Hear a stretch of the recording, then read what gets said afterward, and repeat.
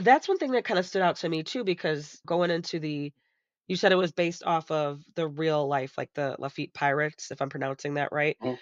Can you go into that a little bit as to how that real history kinda connects with what's going on and how that's tying into the tale? Yeah, I think what's unique about this book, and it certainly was something that Romero was obsessed with in his own work, was making it impossible to really figure out who the good guys are at the end of the day.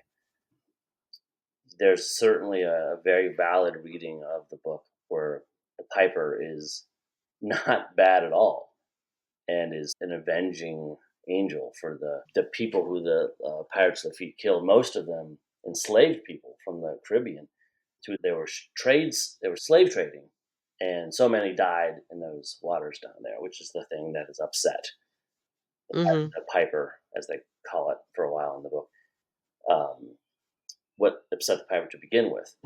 So when I was one of the times I went down to Louisiana, one of the things that really struck me was how everything was named after Lafitte.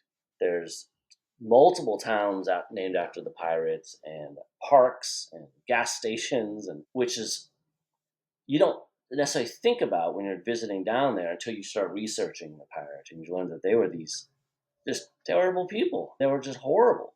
They're remembered for this one semi heroic act of joining into General Jackson's forces in the Battle of New Orleans, but they had their own reasons for doing it. That they're terrible people, and it's interesting to me how uh, villains can be lionized in such a way that there's just statues to them everywhere. And you can Yeah. see the recent history of our country and say, why do we have statues to these people?